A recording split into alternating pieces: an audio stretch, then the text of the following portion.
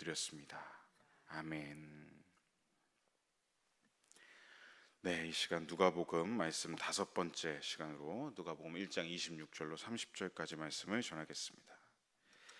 네, 먼저 지난 시간 말씀을 통해서 저와 여러분은 어둠 가운데 있었던 한 가정, 사가랴와 엘리사벳의 가정에 하나님의 계획이 실현되는 것을 볼 수 있었습니다.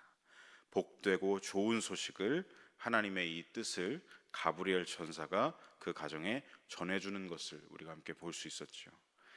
엘리사벳은 자신의 아이를 갖지 못한다는 이 부끄러움과 수치를 하나님께서 없게 하셨다 하며 하나님을 찬양하는 모습도 볼 수 있었습니다. 그리고 엘리사벳은 하나님의 뜻과 계획이 이루어지기까지 하나님을 경외하는 마음으로 이 일을 외부로 알리지 않았던 모습도 함께 볼 수 있었습니다.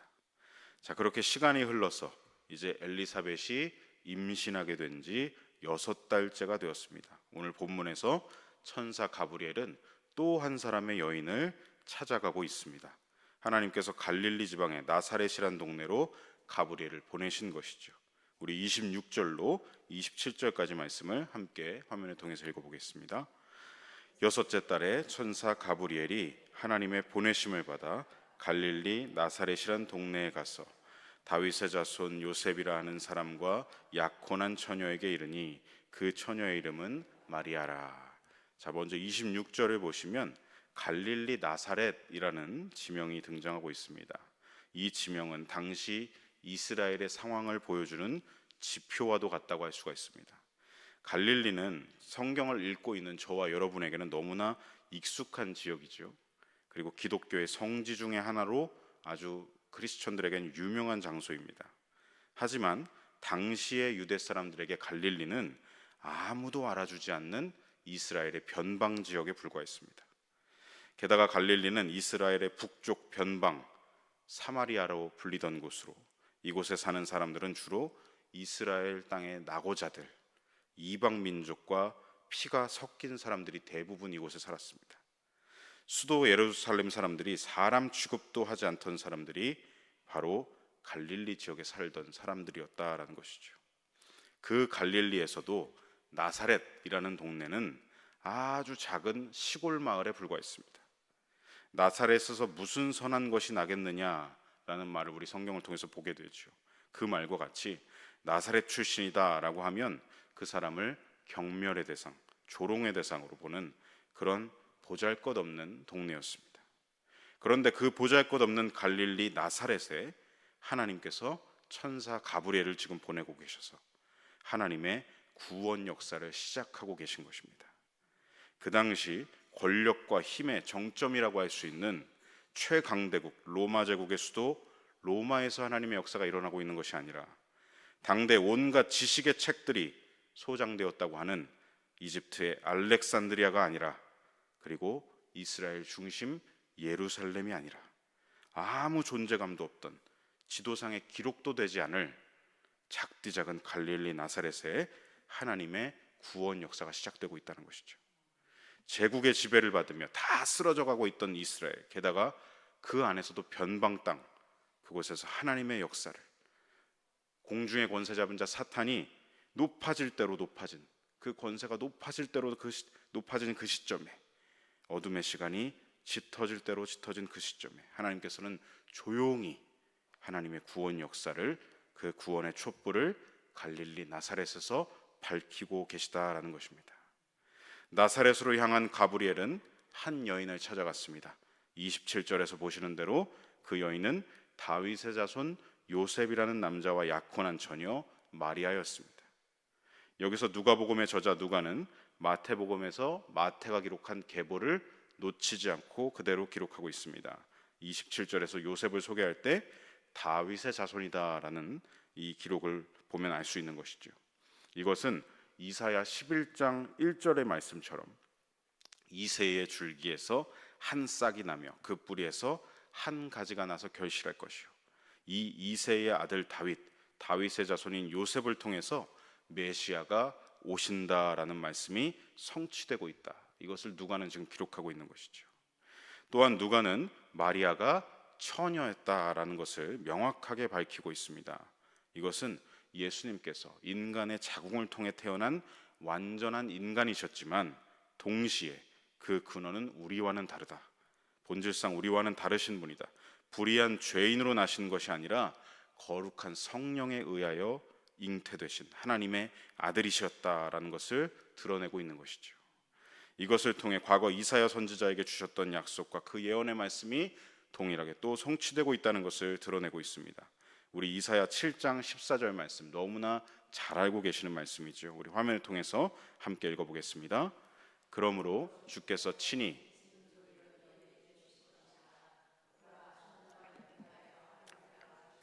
그의 이름을 임마누엘이라 하리라. 아멘. 자, 이사야를 통해 이스라엘에게 주셨던 이 약속이 하나도 틀림없이 그대로 이루어지고 성취된다라는 것을 누가는 기록하고 있는 것입니다. 그렇습니다. 날마다 상황은 변하고 역사는 흘러가고 우리 인간의 감정과 상황들은 변하지만 그럼에도 여러분 하나님의 계획과 하나님의 뜻은 반드시 성취되고야 만다는 것을 우리는 볼 수 있습니다.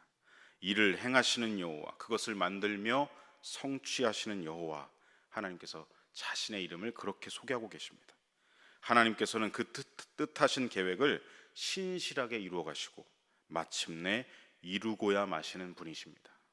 예수님 안에서 믿음의 권속이 된 저와 여러분도 상황에 흔들리고 감정에 따라 요동치는 삶이 아니라 무너지지 않는 하나님의 뜻과 하나님의 계획을 믿음으로 붙잡고 견실하여 굳게 서서 늘 흔들림 없이 살아가시기를 소망하고 축복합니다.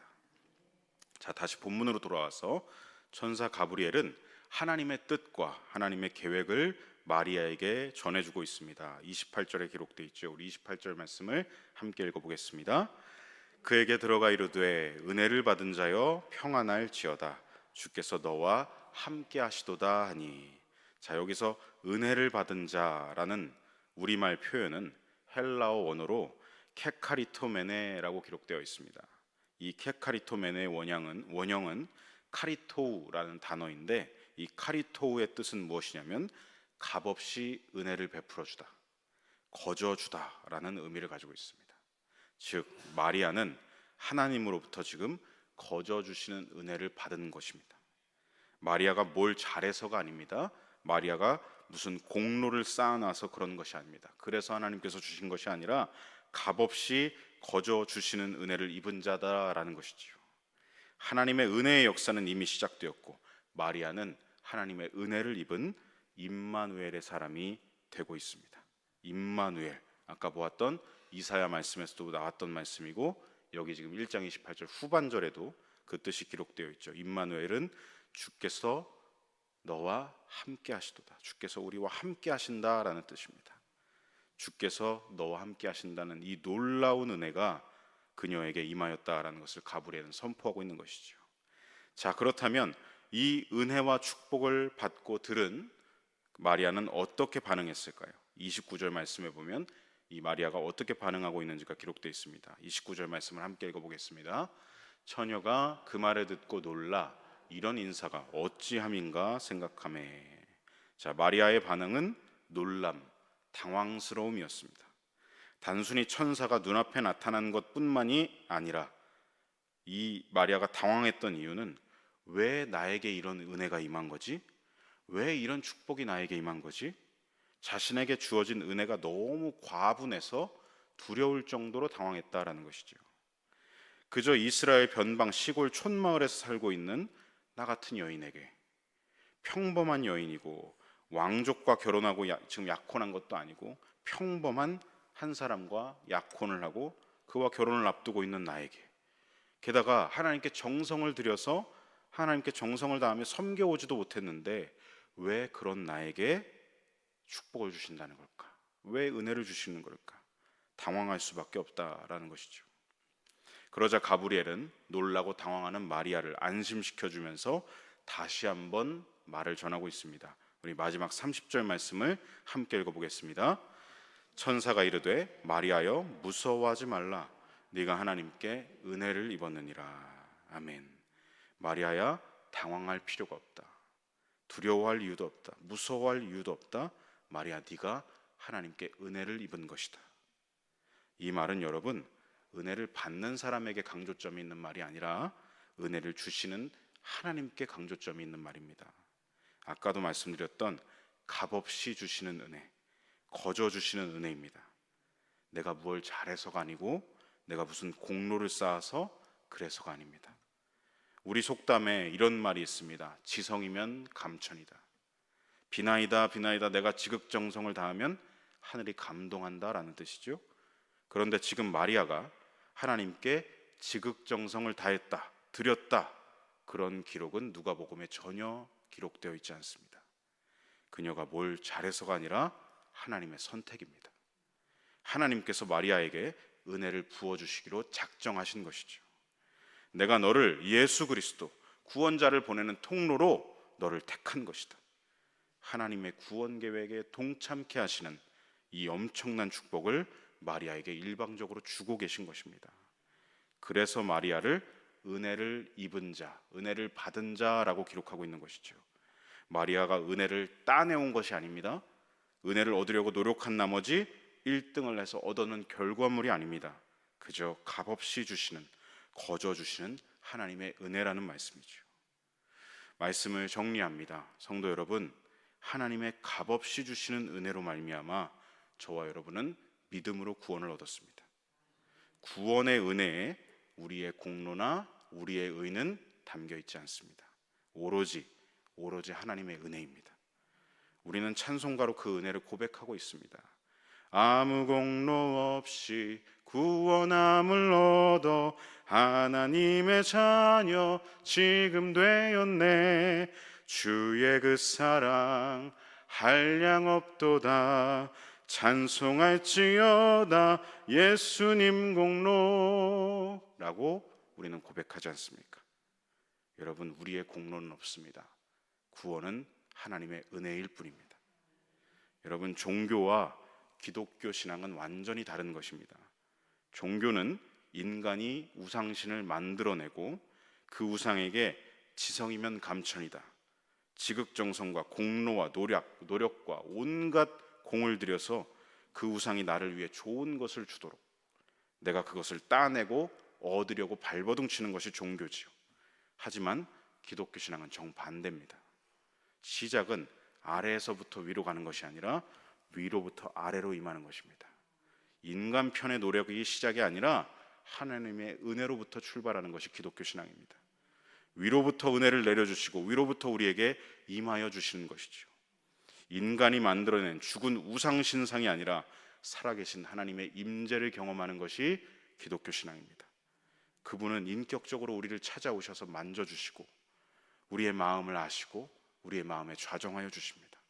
우리는 그렇게 하나님을 경험하고 내 죄를 용서하시려 내 대신 죽으시고 부활하신 예수님을 영접, 내 삶에, 내 존재 안에 맞이하고 모셔드리는 것이죠. 오늘 본문에서 보면 가브리엘에게 큰 기쁨의 소식, 좋은 소식을 들었던 마리아는 당황했습니다. 사실 당시 상황에서는 당황스러울 수밖에 없었죠. 당시 누구나 유대교의 율법주의에 물들어 있었습니다. 신앙이 종교화된 상황이었습니다. 아니, 나처럼 평범한 사람에게 바리새인도 아니고 제사장 가문도 아니고 하나님께 지극정성을 다하지도 못했는데 내가 무슨 자격이 있다고, 무슨 공로가 있다고 이런 은혜를 받을 수 있는 건가? 그러나 가브리엘이 말합니다. 두려워하지 마라, 당황하지 마라. 마리아, 그대는 하나님의 은혜를 입은 것이다. 마리아가 지금 예수님의 잉태를 입찰받은 게 아닙니다. 따낸 것이 아닙니다. 오직 하나님 편에서 주권적으로 베풀어 주신 은혜라는 것입니다. 하나님의 기쁘신 뜻 때문에 그녀가 택함을 받았습니다. 저와 여러분도 동일합니다. 저와 여러분은 하나님의 주권적인 은혜로 말미암아 복음을 듣게 되었고 그 복음을 받아들이는 믿음 또한 허락하여 주셔서 예수님을 영접하게 되었고 자녀요 성도요 그리스도인이 된 것입니다.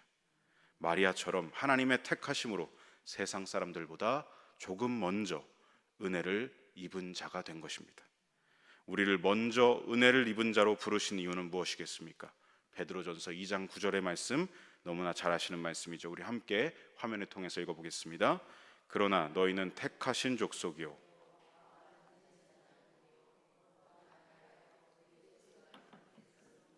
이는 너희를 어두운 데서 불러내어 그의 기이한 빛에 들어가게 하시니에 아름다운 덕을 선포하게 하려 하심이라. 아멘. 하나님께서 마리아를 택하시고 먼저 은혜를 입게 하신 이유는 그 복된 그 여인의 태를 통해서 구원의 주 예수님을 보내시고 이 땅에 하나님의 아름다운 구원의 덕을 선포하시기 위함이었습니다. 하나님께서 저와 여러분을 먼저 성도로 은혜를 입게 하신 이유는 이 말씀대로 이 땅에 예수님을 전하라고 그 구원의 아름다운 덕을 전하도록 뜻하신 것입니다. 마리아도 하나님의 구원 계획에 동참하는 자였고 그 믿음의 연장선상에 있는 저와 여러분도 어떻습니까? 하나님의 구원 계획에 동참하는 이 영광스러운 하나님의 동역자로 불러주신 것입니다. 오늘 본문에서 마리아는 그야말로 엄청난 복을 하나님께 받고 있습니다. 28절 하반절 다시 보시면 주께서 너와 함께 하시도다.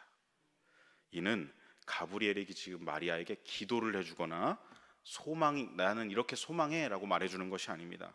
이미 주께서 너와 함께 하신다 선포고 선언인 것이죠. 이 선포로 인하여서 마리아는 임마누엘의 복을 얻은 여인이 되었습니다. 저와 여러분도 믿음으로 이 붉은색 표시된 말씀을 나에게 믿음으로 함께 큰 목소리로 선포해 보겠습니다. 주께서 나와 함께 하시도다. 아멘. 우리가 주님을 영접한 순간부터 주님은 우리와 보혜사 성령으로 늘 함께 하여 주십니다.